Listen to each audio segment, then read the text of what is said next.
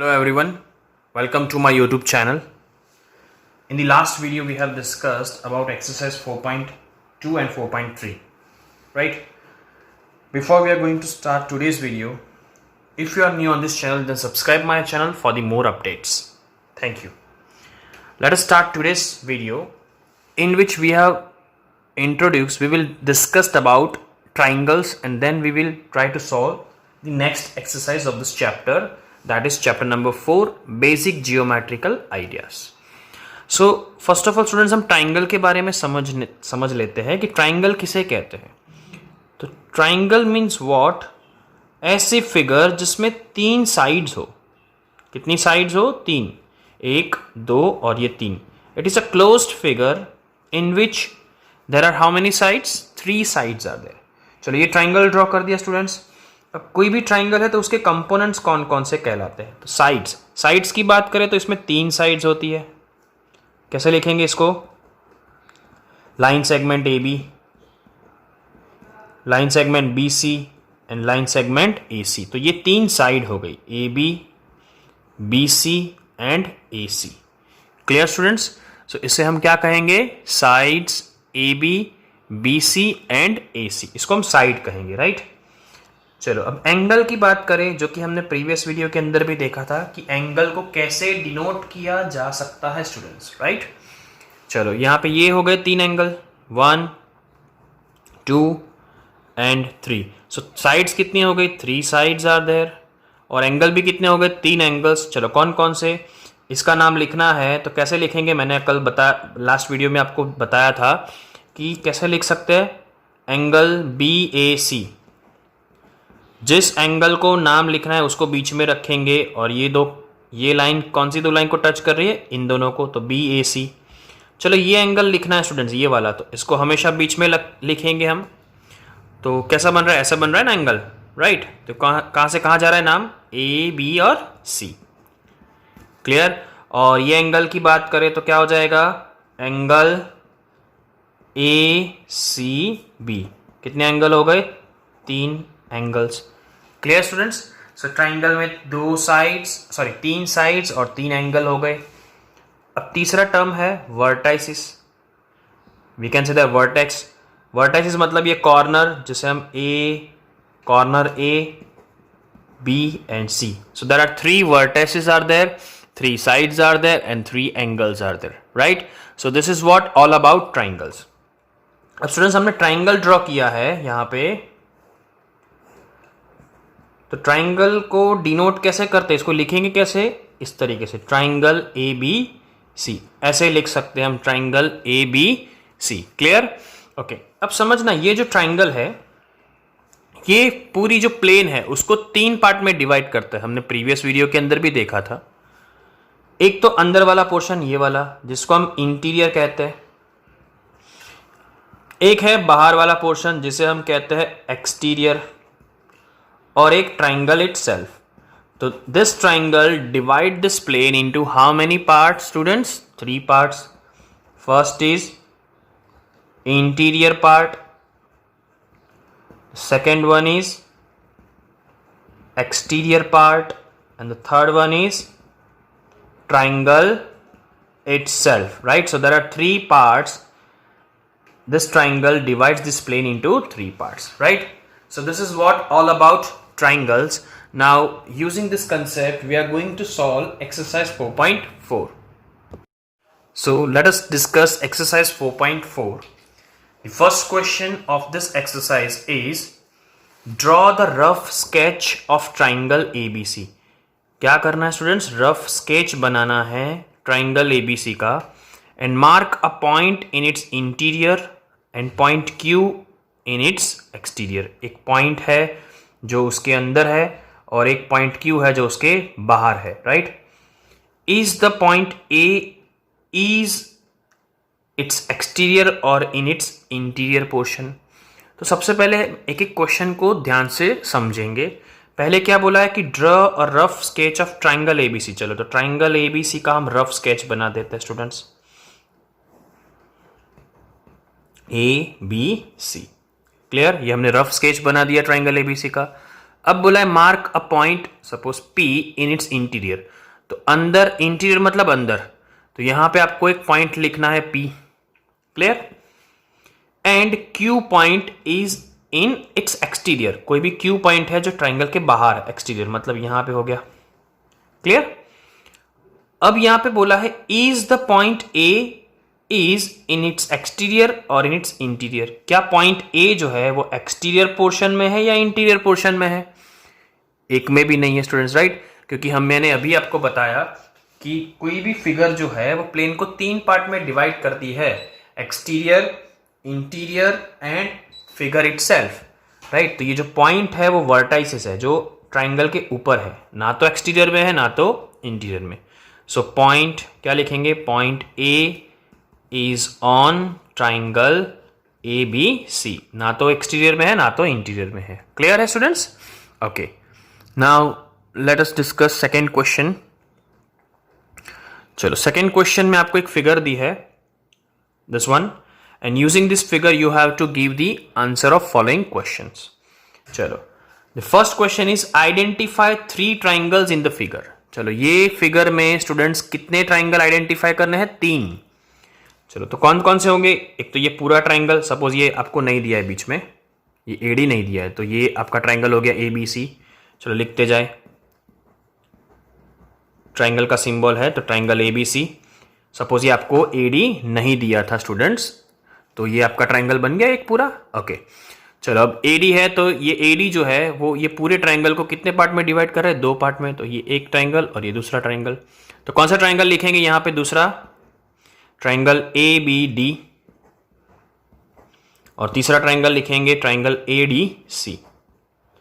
So in this figure there are 3 triangles, first is ABC, ये पूरा triangle, second ABD इतना triangle, और ये इस तरफ वाला triangle ADC। Is it clear?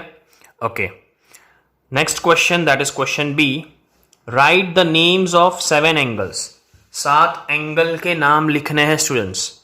चलो कौन कौन से एंगल होंगे वो बताएं पहले। चलो ये हो जाएगा अपना एंगल 1, इसको हम ले लेते हैं angle 2, this is your angle 3,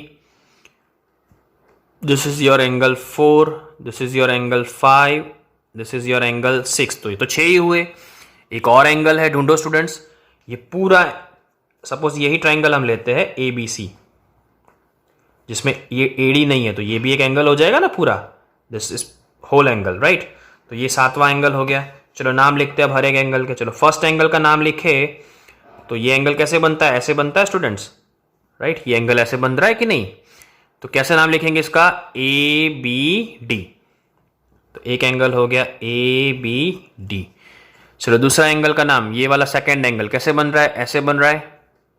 जिस एंगल को लिखना है उसको बीच में लिखेंगे, मैंने आपको बताया है। तो कैसे बन रहा है ये एंगल? इस तरीके से। तो क्या लिखेंगे? ADB, this is the second angle. चलो थर्ड एंगल मतलब ये, तो ये कौन सी तरफ जा रहा है?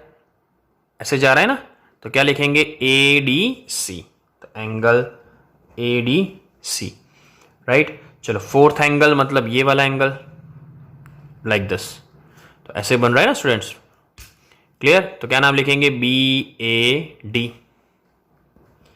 ये नाम लिखने आपको आने चाहिए, BAD। चलो फिफ्थ एंगल मतलब ये वाला एंगल, कैसे नाम लिखेंगे? CAD, right, CAD। चलो सिक्स्थ मतलब ये वाला एंगल का नाम क्या होगा? ये एंगल का नाम ACD। कौन सा होगा? Angle ACD। ये तो 6 ही हुए, अभी 7वां एंगल लिखना है, ये पूरा एंगल, ये पूरा, तो क्या लिख सकते हैं? BAC। So these are the 7 angles of given figure, okay. चलो next part of this question, that is write the names of 6 line segment. चलो 6 लाइन सेगमेंट का नाम लिखना है स्टूडेंट्स। लाइन सेगमेंट मतलब लाइक दिस, ओके। चलो तो यहां पे एक ये लाइन हो गई AB, तो लाइन सेगमेंट AB। चलो एक ये लाइन हो गई, लाइन सेगमेंट BC। एक ये लाइन सेगमेंट हो गई, लाइन सेगमेंट AC, राइट। तो ये पूरे ट्राइंगल में ये 3 तो हो गई। अब देखो एक चौथी ये हो गई AD, क्लियर। और ये भी लाइन सेगमेंट है ना स्टूडेंट्स, इतना कौन सी लिखेंगे, लाइन सेगमेंट BD, और इसके लिए क्या लिखेंगे, लाइन सेगमेंट DC। तो 1 2 3 4 5 6 हो गई 6 line segment. Clear? Okay, now the next part that is D, which two triangles have angle BS common. ऐसे कौन से दो ट्राइंगल है जिसमें एंगल B कॉमन है। देखो स्टूडेंट्स, यहां पे मैं अलग अलग ट्राइंगल ड्रॉ कर रहा हूं। चलो पहले ये पूरा सा एंगल ड्रॉ कर लिया ABC, और ये मैं एक दूसरा ये भी ट्राइंगल ड्रॉ कर रहा हूं ABD, इतना वाला। तो इन दोनों में क्या B कॉमन है स्टूडेंट्स, ABC और ABD, यस और नो। तो which two triangles have angle BS common, तो क्या लिखेंगे, triangle ABC and triangle ABD। Is it clear? So this was the question number 2 of exercise 4.4. This is the end of exercise 4.4. Now moving to the next concept, quadrilateral. First of all, we need to understand what do you mean by quadrilateral, and then after we will solve exercise 4.5. Next topic, that is quadrilateral. First of all, what do you mean by quadrilateral, students? Quadrilateral means what? A figure which has 4 sides. ऐसी figure जिसके अंदर 4 sides हो students, कितनी sides हो, 4 side, उसे हम क्या कहेंगे, क्वाड्रिलेटरल इज कॉल्ड quadrilateral.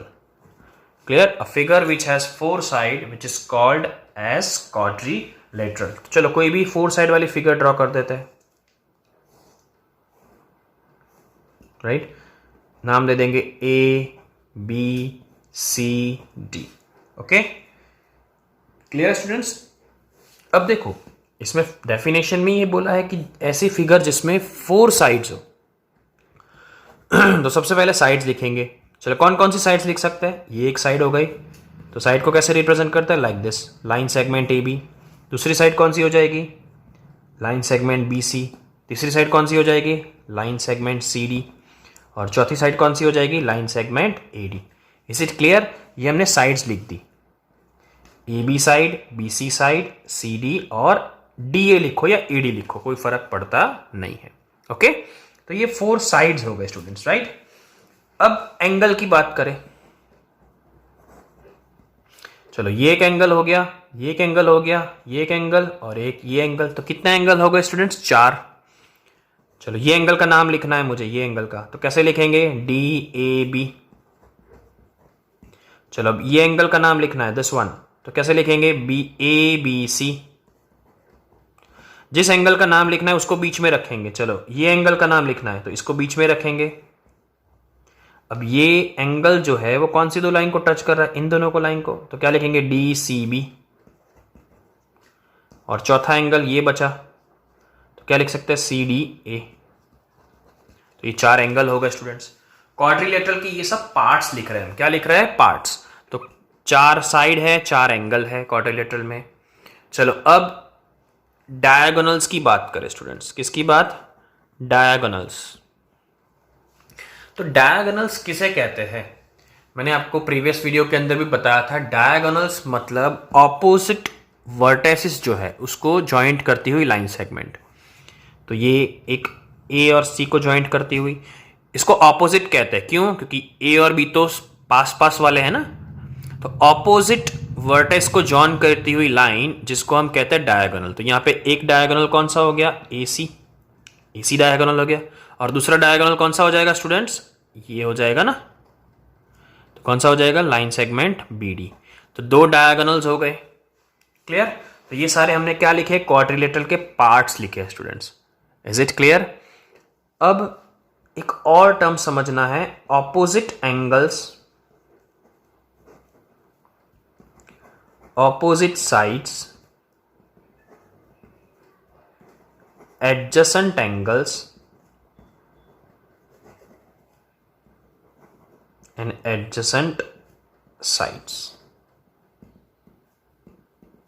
तो ये opposite angles चलो, नाम ही सजेस्ट करता है ऑपोजिट, मतलब सामने सामने वाले।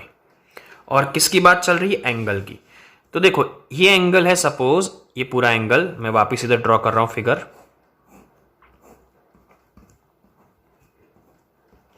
ये एंगल है, तो इसके सामने वाला एंगल कौन सा होगा? सी। एंगल ए के सामने वाला एंगल कौन सा होगा? सी। क्लियर? तो ये दोनों ऑपोजिट एंगल्स हुए स्टूडेंट्स। कौन से हुए? ऑपोजिट, मतलब जो सामने सामने एंगल है। तो कौन से होंगे? इस एंगल का नाम क्या लिखेंगे? D A B. एंड दूसरा कौन सा हो जाएगा? ये एंगल का नाम डी सी बी। क्लियर? ये एक पैर हो गई। दूसरी पैर कौन सी बनेगी? ये दोनों भी ऑपोजिट एंगल कहलाएंगे कि नहीं स्टूडेंट्स? तो क्या होगा? इसका नाम क्या लिखेंगे? बोलो। C B A and D C A, sorry C D A. Is it clear? तो ये दोनों एंगल भी क्या हो गए? ऑपोजिट एंगल हो गए। चलो, ऑपोजिट साइड्स। ऑपोजिट साइड्स मतलब सामने सामने वाली साइड। चलो, साइड कौन सी है फिगर के अंदर? ये वाली साइड एक हो गई, तो कौन सी हो गई? A B. एंड उसके सामने वाली साइड कौन सी हो जाती है? C D. और दूसरी कौन सी हो जाएगी? ये B C and A D. तो ये जो दो हो गई वो क्या हो गई स्टूडेंट्स? ऑपोजिट साइड्स हो गई। तो साइड्स और एंगल किसे कहते हैं? ऑपोजिट। वो समझ में आ गया होगा। अब नेक्स्ट टर्म है एडजेसेंट। एडजेसेंट मतलब जो पास पास होते हैं, आजू बाजू में होते हैं। एडजेसेंट एंगल की बात चल रही है। चलो, सपोज मैं ये एंगल की बात करूं, तो इसके एडजेसेंट, इसके बाजू में कौन सा एंगल है? बी बी है और डी बी है स्टूडेंट्स, राइट? क्लियर? तो इसको सिर्फ हम ऐसे भी लिख सकते हैं, angle A and angle B. तो ये दोनों एडजेसेंट हो गए। या तो क्या लिख सकते हैं? Angle A and angle D, वो भी लिख सकते हैं। क्लियर? चलो, बी की बात करें, बी एंगल, ये वाला एंगल, तो कौन कौन से बाजू में एंगल है? ए भी है और सी भी है। वैसे ही सी की बात करें तो कौन से एंगल हो जाएंगे? एडजेसेंट। एडजेसेंट मतलब याद रखना, बाजू में जो एंगल हो। तो बी भी हो सकता है और डी भी हो सकता है। क्लियर? तो बहुत सारी पैर बन सकती है, वो आप लिख सकते हो। ठीक है? अब है एडजेसेंट साइड। एडजेसेंट साइड मतलब आस पास वाली side.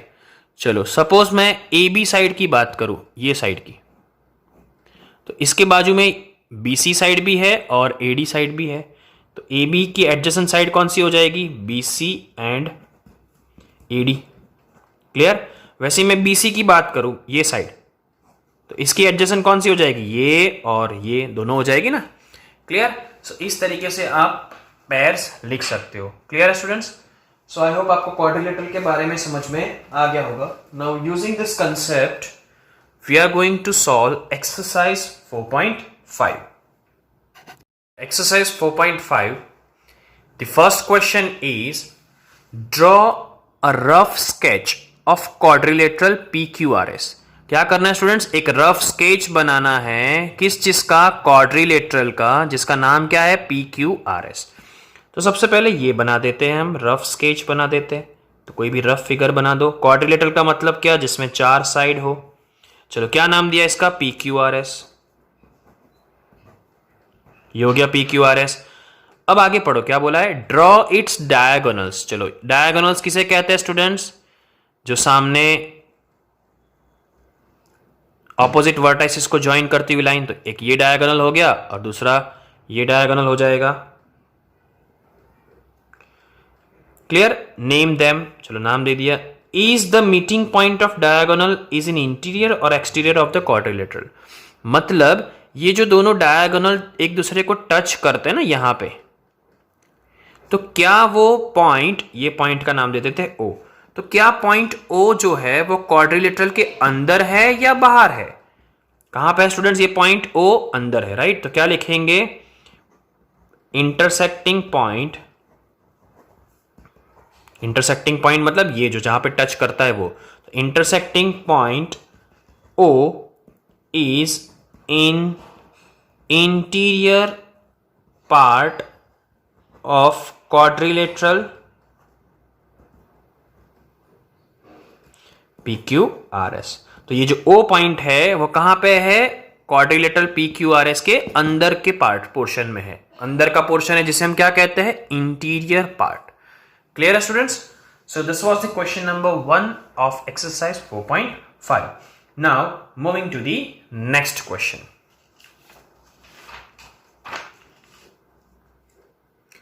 The question number 2 is draw a rough sketch of quadrilateral KLMN. तो सबसे पहले हमें क्या बोला है कि रफ स्केच बनाओ क्वाड्रिलेटरल KLMN का, तो बना देते हैं पहले। क्वाड्रिलेटरल मतलब जिसमें 4 साइड हो, तो ये हो जाएगा KLMN। कंटिन्यूअस नाम देने हैं स्टूडेंट्स। अब स्टेट द फर्स्ट क्वेश्चन। चलो फर्स्ट क्वेश्चन क्या है? 2 पेयर्स ऑफ ऑपोजिट साइड्स। चलो 2 pair of opposite sides. Opposite मतलब जो सामने सामने वाली होती है। किस चीज की ऑपोजिट बोला है? साइड्स। चलो 2 पेयर लिखनी है तो ये 2 पेयर लिख दिए। चलो एक ये साइड हो जाएगी KL, तो उसके सामने वाली साइड कौन सी हो जाएगी? NM। तो इधर लिखेंगे KL एंड NM। एक ये पेयर हो गई। दूसरी पेयर कौन सी हो जाएगी स्टूडेंट्स? LM and KN। तो ये 2 साइड हो गई। So this is the answer of first question, that is 2 pairs of opposite side. Clear? चलो part B, 2 pairs of opposite angles। किसके बारे में लिखना है? Opposite angles.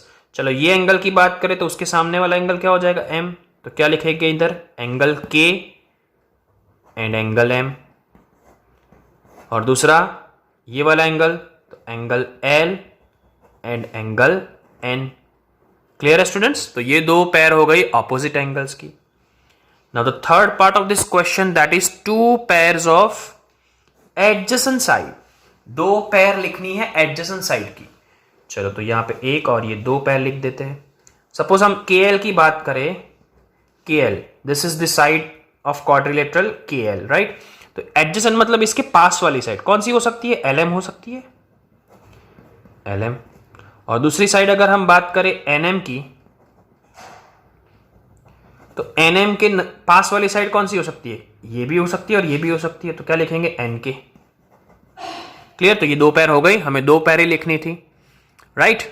चलो the last part of this question, that is 2 pairs of adjacent angle. 2 pair of adjacent मतलब पास पास वाले angle लिखने। चलो एक और ये 2। सपोज मैं K एंगल की बात करूं तो K के पास वाला एंगल कौन सा होगा? L भी लिख सकते हैं और N भी लिख सकते हैं, तो हम इधर L लिखेंगे, एंगल L। एक पेयर हो गई है। चलो अगर मैं L की बात करूं, एंगल L, तो उसके पास वाला K हो सकता है, ये तो ऑलरेडी हमने लिख दिया। तो दूसरा कौन सा हो सकता है? L के पास वाला एंगल M। तो ये हो गई दूसरी पेयर। क्लियर है स्टूडेंट्स? सो आई होप आपको क्वेश्चन नंबर 2 समझ में आ गया होगा। So this was the end of exercise 4.5 of chapter number 4. I hope आपको ये एक्सरसाइज समझ में आ गई होगी। आपको ये वीडियो समझ में आ गया होगा। Just like this video, share it with your friends and subscribe my channel if you are new in this channel. And if you have any query regarding this video, just comment in the comment box. I will try to solve your queries. Thank you.